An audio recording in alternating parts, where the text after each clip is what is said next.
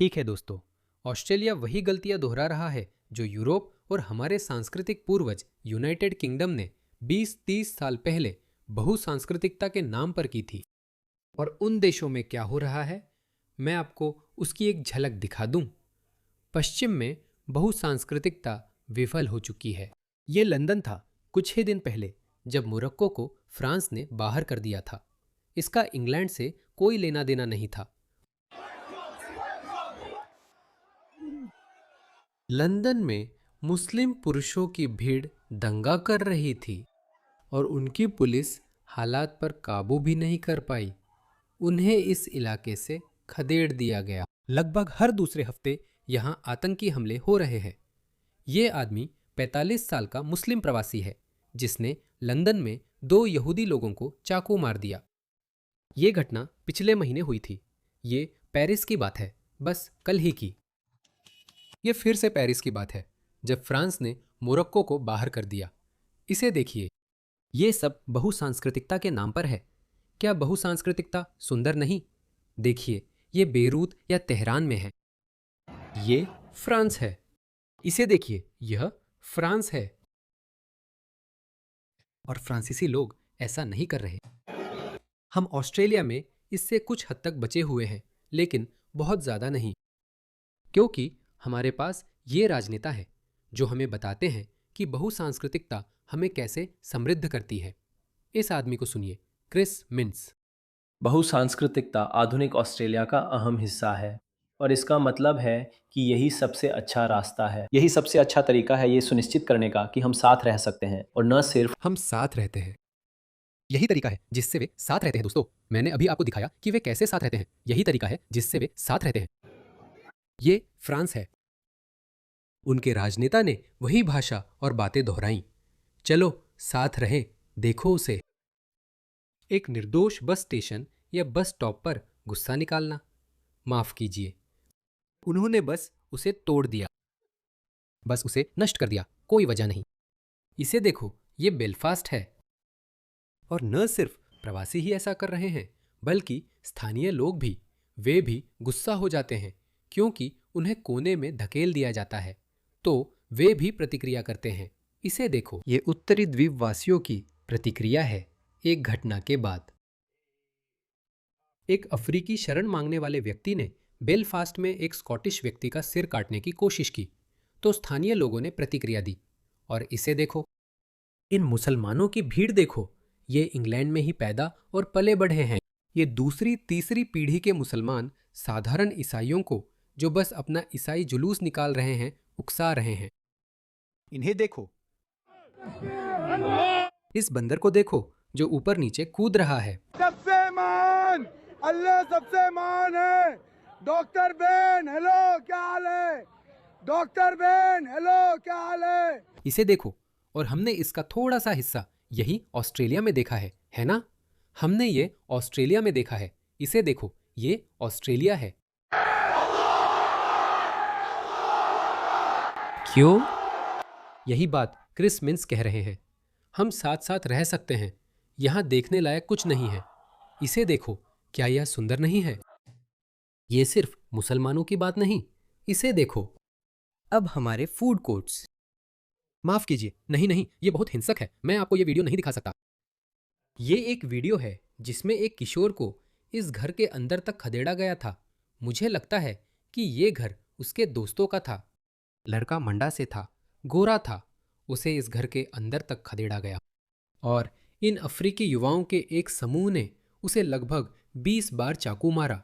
किसी भारी चीज से लगभग 36 बार या कुछ ऐसा मारा और उसकी हत्या कर दी। और सोचिए क्या हुआ। हमारे वोग जजों ने उन्हें जेल की सजा तक नहीं दी। शायद मुझे पूरी जानकारी नहीं, पर कोई मामूली सजा मिली होगी। देखिए, अब हमारे फूड कोर्ट ऐसे दिखते हैं। युद्ध क्षेत्र, सब कुछ बहुसांस्कृतिकता के नाम पर। चलिए क्रिस मिन्स के बहुसांस्कृतिकता पर इस दयनीय भाषण का बाकी हिस्सा सुनते हैं। बस एक दूसरे को सहन करो। बहुसांस्कृतिकता आधुनिक ऑस्ट्रेलिया का अहम हिस्सा है और यही सबसे अच्छा तरीका है। यह सुनिश्चित करने का सबसे अच्छा तरीका है कि हम एक साथ रह सकें और न सिर्फ एक दूसरे को सहन करें बल्कि दूसरी संस्कृतियों का सम्मान भी करें। अब वह चाहता है कि हम उनकी संस्कृति के किस हिस्से का सम्मान करें? एफटीएम, ऑनर कल्चर, ये यहाँ ऑस्ट्रेलिया में भी हुआ। कजिनों के बीच शादी, बाल विवाह, पत्नी की पिटाई, तेजाब, उन औरतों के चेहरे पर फेंका जाता है जिन्हें वे पसंद नहीं करते। लंदन दुनिया की तेजाब हमलों की राजधानी बन गया। मैं आपको एक संकेत देता हूं, ये लोग लंदन के मूल निवासी या गोरे नहीं थे। आतंकवाद, यहूदियों ईसाइयों से उनकी नफरत, हमारे क्लबों और वेश्यालयों पर उनकी आगजनी, क्या हमें ये पसंद या सम्मान करना चाहिए? क्या हमें ये सहना चाहिए? वो चाहता है कि हम उनकी संस्कृति के किस हिस्से का सम्मान करें। ये लोग कभी नहीं जाएंगे दोस्तों। ये आपको लगातार झूठे भ्रम में डालते रहेंगे जब तक कि ऑस्ट्रेलिया भी फ्रांस या यूरोप जितना बर्बाद ना हो जाए। ये लोग कभी आराम नहीं करेंगे। ये लोग आपको लगातार झूठे भ्रम में डालते रहेंगे और ऑस्ट्रेलिया को बर्बाद कर देंगे। मैं पहली पीढ़ी का प्रवासी हूँ, उनकी संस्कृति से वाकिफ हूँ और इस विषय पर किताब लिखी है। मैं इस्लाम और इन लोगों को जानता हूँ। मैं जो ये सब जानता हूँ, मेरे लिए ये देखना दिल तोड़ने वाला है। यही ऑस्ट्रेलिया का भविष्य बनने जा रहा है। ये लोग कभी नहीं रुकेंगे। मुझे लगता है कि उस बहुसांस्कृतिक कहानी में अंतर पर जोर दिया गया है और अक्सर इसका इस्तेमाल दक्षिणपंथी राजनेताओं द्वारा एक हथियार के रूप में किया जाता है। दक्षिणपंथी राजनेताओं द्वारा हथियार की तरह। मैं इसका इस्तेमाल एक हथियार के रूप में कर रहा हूँ। मैं उसी संस्कृति से आया एक प्रवासी जिसे वो बचाने की कोशिश कर रहा है। बहुसांस्कृतिक कहानी सिर्फ हमारे सांस्कृतिक अंतर नहीं बल्कि ऑस्ट्रेलिया में हमारी समानताएं भी दिखाती है। हाँ, हमारा इस्लामवादियों के साथ क्या समान है? वो नारा खबा या यहूद। तुम जानते हो इसका मतलब क्या है?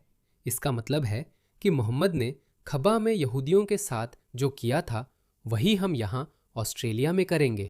वे अपनी सदियों पुरानी शिकायतें, अपने झगड़े ऑस्ट्रेलिया पश्चिमी दुनिया में ले आते हैं, उन सभी चीज़ों के साथ जो मैंने अभी बताई थी। एफटीएम, इज्जत, संस्कृति, बाल विवाह, कजिन से शादी, मनबुद्धिता, ये सब बकवास है। समलैंगिकता के प्रति नफरत एक बड़ी बात है। क्या यही बातें हमें इनसे समान बनाती हैं? समानता का क्या मतलब है? मैं पीयू का सर्वे दिखाता हूँ। ये मैं नहीं, पीयू है। ये कोई अति दक्षिणपंथी राजनेता नहीं बल्कि पीयू बता रहा है।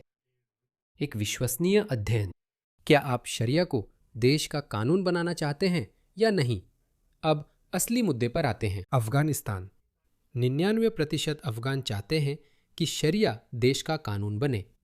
जब ज़्यादा अफगान ऑस्ट्रेलिया आते हैं, आप क्या सोचते हैं? क्या आपको लगता है कि वे ये विश्वास एयरपोर्ट पर ही छोड़ देंगे? क्या ऐसा ही होता है? बिल्कुल नहीं। पाकिस्तान 84%। मैं पाकिस्तान में पैदा हुआ हूँ और इस देश को सबसे बेहतर जानता हूँ। बांग्लादेश में यह प्रतिशत 82% था, जो वहाँ इस्लामी क्रांति के कारण और बढ़ गया। मुझे एक बांग्लादेशी मुस्लिम लड़की का खत मिला था। देखता हूँ क्या उसे ढूंढ सकता हूँ। देखता हूँ क्या मैं उसे ढूंढ सकता हूँ।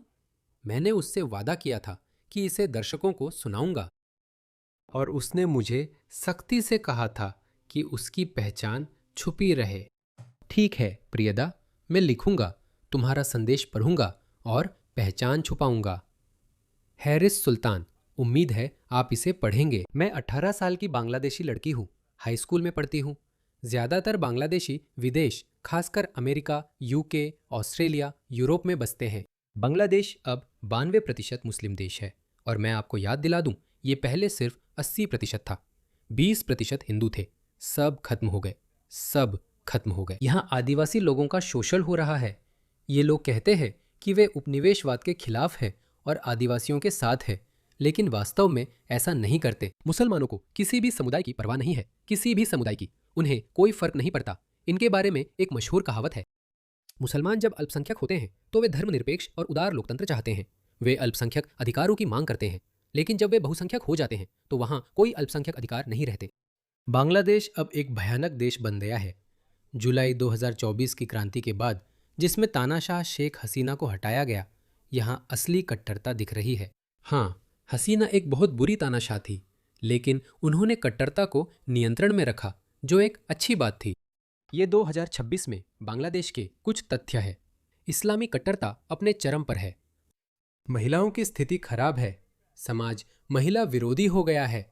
जुलाई के बाद महिलाओं को कपड़ों के कारण सड़कों पर परेशान किया गया। बांग्लादेश की प्रमुख यूनिवर्सिटी में एक महिला, देखिए, ढाका विश्वविद्यालय की इस महिला को हिजाब या ओढ़ना, जो छाती पर डाला जाने वाला बड़ा दुपट्टा है, न पहनने पर बहुत परेशान किया गया। वैसे तो वह बहुत सादे कपड़े पहन रही थी। जब लोगों ने उस परेशान करने वाले को पकड़ा तो इस्लामी कट्टरपंथी वहां गए और उसे छुड़ा लिया। ऐसी कई घटनाएं महिलाओं के साथ होती हैं। हमारे पास पश्चिमी बेवकूफ़ नारीवादी है जो इन लोगों की चापलूसी कर रही है। महिलाओं को बिना किसी वजह के ऑनलाइन और ऑफलाइन दोनों जगह बच्चलन कहकर शर्मिंदा किया जा रहा है। इससे फर्क नहीं पड़ता कि वे कितनी सादगी से कपड़े पहनती है। वैसे जिसने मुझे लिखा है वो एक मुस्लिम महिला है। वो नास्तिक नहीं है, वो पूर्व मुस्लिम भी नहीं है।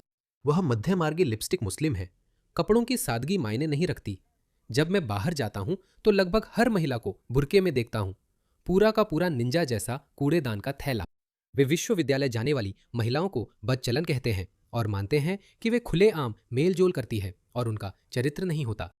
ये तो बस थोड़ा सा है, उसका संदेश वाकई बहुत बहुत लंबा है। अगर आपको लगता है कि मैं बढ़ा चढ़ाकर बोल रहा हूं तो काश मैं आपको बांग्लादेशी पुरुषों द्वारा किया गया फेसबुक पोस्ट दिखा सकता। मैं पूरी तरह समझता हूं दोस्तों, मैं पूरी तरह मानता हूं। मैं आपको यह प्यू अध्ययन दिखा रहा हूं। इसमें 99, 90, 84, 82 बांग्लादेश, इराकी 91%। ये लोग शरिया चाहते हैं। सोचिए, जब ये लोग यहाँ आएंगे तो क्या होगा। और हमारे पास ये लोग हैं। काश मैं गाली दे सकता, काश मैं गाली दे सकता। मैं उसे गाली दे सकता था, लेकिन मुझे पता है कि मेरी ऑडियंस बहुत परिपक्व है और उन्हें मेरा गाली देना पसंद नहीं है। मैं आपको बता नहीं सकता कि मैं इन लोगों से कितनी नफरत करता हूँ। ये सचमुच आपके भविष्य के साथ जुआ खेल रहे हैं। पश्चिम ने मानवता की सबसे महान सभ्यता बनाई और फिर ऐसे बेवकूफ़ों को जन्म दिया जो कहते हैं, हाँ आओ ले लो, ले लो, ये सब तुम्हारा है। जैसे लोकतंत्र, महिलाओं के लिए सम्मान, आज़ादी, महिलाओं के प्रति उनका सम्मान, अभिव्यक्ति की स्वतंत्रता और आज़ादी। अभिव्यक्ति की स्वतंत्रता के कारण 13 देशों में मुझे मार दिया जाएगा। आखिर क्यों? क्योंकि मैं कहता हूं कि इस्लाम नकली धर्म है और मैं अब मुस्लिम नहीं हूं। मैं पाकिस्तान, जो एक घटिया देश है, वापस नहीं जा सकता। मैं बाहर नहीं जा सकता। मेरे साथ सबसे पहले यही होगा। मुझे एयरपोर्ट पर जहां भी मैं उतरूंगा भीड़ द्वारा मार दिया जाएगा या मुझे गिरफ्तार करके उम्र भर के लिए जेल में डाल दिया जाएगा। और वो हमें बता रहा है कि हमारा उनसे बहुत कुछ मेल खाता है। तुम गद्दार हो। ये बहुसांस्कृतिक कहानी का हिस्सा होना चाहिए, लेकिन मुझे लगता है हम संतुलन सही कर सकते हैं। ऑस्ट्रेलिया में यह हमेशा परफेक्ट नहीं रहा, लेकिन आप दुनिया भर में कहीं भी चले जाएं, किसी भी देश में चले जाएं, और अगर उन्होंने हमारे देश में कुछ समय बिताया है तो वे आपको बताएंगे कि हमारे पास सबसे अच्छा मॉडल है। हमारे पास सबसे अच्छा मॉडल नहीं है, तुम मूर्ख हो। हम यूके, फ्रांस या जर्मनी से सिर्फ इसलिए बेहतर हैं क्योंकि हमारे यहाँ बहुसांस्कृतिकता कम है। यही कारण है। वे किसी भी हद तक जाएंगे, नहीं रुकेंगे। ये सब मासूम या पवित्र नहीं है। ये सिर्फ सही काम नहीं है, इसमें राजनीतिक पहलू भी है। उन्हें सुनो। कभी कभी वे सच बता देते हैं। वे गलती से सच बोल जाते हैं। बिल्कुल किया। बहुसांस्कृतिक सवाल बहुत दिलचस्प लगा। ऑस्ट्रेलिया में लगभग 1 मिलियन भारतीय ऑस्ट्रेलियाई हैं और ये सब बहुसांस्कृतिकता बनाम एक संस्कृतिवाद की बहस के बीच हो रहा है। प्रधानमंत्री ने इसका खुलकर समर्थन किया है ना। लगा जैसे हम बहुसांस्कृतिक देश हैं, आप यहीं के हैं। वो चाहते हैं कि सभी भारतीय ऑस्ट्रेलियाई उनके वोटर हो, है ना। हाँ बिल्कुल, हम हैं। और मेरा मतलब है ये एक हद तक तो बिल्कुल साफ बात है। फिर भी इस पर बहस हो रही है। हाँ, जैसा आपने कहा, महाप्रधानमंत्री को उस प्रवासी समुदाय को अपने पक्ष में लाने का चुनावी फायदा है। यही लक्ष्य है। ऑस्ट्रेलिया में 10 लाख भारतीय रहते हैं। भले ही सभी को मतदान का अधिकार नहीं है, फिर भी ये अहम जनसांख्यिकीय समूह है। वे उस जनसांख्यिकी को अपने पक्ष में करना चाहते हैं। और अंदाजा लगाइए, मैं पूरी कोशिश के बाद भी नहीं समझ पा रहा हूं। मैं प्रवासी हूं और नहीं चाहता कि ऑस्ट्रेलिया पाकिस्तान बन जाए। मैं ऐसा नहीं चाहता और आपको भरोसा दिला सकता हूं कि मैंने हाल ही में एक वीडियो में ऑस्ट्रेलिया में भारतीयों के उमड़ने की आलोचना की थी और वे टिप्पणियां पढ़े। कई भारतीय उस वीडियो की तारीफ कर रहे थे। मैं थोड़ा डर गया था क्योंकि मुझे भारत पसंद है। मुझे भारत के लिए बहुत सम्मान है, ठीक वैसे ही जैसे मुझे इजराइल के लिए बहुत सम्मान है, क्योंकि मैं जानता हूं कि ये दोनों संस्कृतियां इस्लामवाद और उसके द्वारा पैदा किए गए खतरे को समझती हैं और वे इसका मुकाबला कर रही हैं। भारत ही ऐसा देश है जिसे मुसलमानों ने उपनिवेशित किया, लेकिन उसकी संस्कृति बची रही, जबकि फारसी और मिस्र की संस्कृति नहीं बच पाई। पूरा उत्तरी अफ्रीका में सभी स्वदेशी संस्कृतियां थीं, लेकिन कोई भी संस्कृति बची नहीं। भारत की संस्कृति बची रही, इसी वजह से मुझे भारत के लिए बहुत सम्मान है। लेकिन क्या इसका मतलब है कि मैं चाहता हूं कि ऑस्ट्रेलिया भारत बन जाए? नहीं, मैं ऐसा नहीं चाहता, और अच्छे भारतीय भी आपको यही बात बताएंगे। यही वजह है। इसे देखिए, इस ताज़ा सर्वेक्षण को देखिए। यहाँ तक कि प्रवासी भी इस बिना सोचे समझे बड़े पैमाने पर प्रवास के लिए वोट नहीं कर रहे हैं। इसे देखिए, घर पर अन्य भाषाएं 35%। तो अगर हम उन लोगों को देखें जो घर पर अन्य भाषाएं बोलते हैं, तो उन लोगों में से 35% लोग वन नेशन के लिए वोट कर रहे हैं। उनमें से केवल 21% लोग लेबर के लिए वोट कर रहे हैं और 21% लोग ग्रीन्स के लिए वोट कर रहे हैं। मिलाकर वे जाहिर तौर पर सबसे ज्यादा हैं, वे 42% बनाते हैं। लेकिन अगर आप गठबंधन को शामिल करें तो 35 + 16 वो कितना हुआ? वो अच्छा है, 47%। तो 47%। तो प्रवासी पृष्ठभूमि वाले अधिकांश लोग या तो गठबंधन के लिए या मुख्य रूप से वन नेशन के लिए वोट कर रहे हैं। आपको पता है क्यों? क्योंकि वे प्रवासी भी समझते हैं कि हमने अपने देश पीछे छोड़ दिए ताकि हम इस देश का हिस्सा बन सके, न कि इस देश को उसी गंदगी में बदल दे जिसे हमने पीछे छोड़ा था। और ये बिल्कुल ठीक है कि ऑस्ट्रेलिया ही बना रहे। और फिर से, जानते हो क्या, हमें इसके लिए माफ़ी मांगने की ज़रूरत नहीं है। आपको इसके लिए माफ़ी मांगने की ज़रूरत नहीं है। इसे बेझिझक और बिना माफ़ी मांगे कहो। इस देश के प्रति वफादार रहो। मैं नहीं चाहता कि ऑस्ट्रेलिया के अलावा कुछ और बने, न ही कि यह इस्लामिक बने या मुस्लिम प्रवासियों से भर जाए। मैंने दिखाया कि क्या होता है। ये लोग किसी भी हद तक जा सकते हैं, ऑस्ट्रेलिया को बर्बाद कर देंगे। देखो हम यहाँ कैसे लोग ला रहे हैं। इसे देखो, मैं आपको ये नहीं दिखा सकता। ऑस्ट्रेलियाई ISIS दुल्हन रेनन रयानिन अल हुली ने कथित तौर पर अपने छोटे बच्चों को काफिरों को ज़बह करना सिखाया, और ये रयानिन अल हुली ये ऑस्ट्रेलिया वापस आ गई है। यही लोग हैं जिन्हें हम वापस ला रहे हैं। आपको क्या लगता है, ये बच्चे बड़े होकर क्या बनेंगे? क्या ये अगली काइली मिनोक्स या स्टीव इवांस बनेंगे? नहीं, ये अगले अंजेम चौधरी, अगले ओसामा बिन लादेन बनने जा रहे हैं और देश को बर्बाद कर रहे हैं।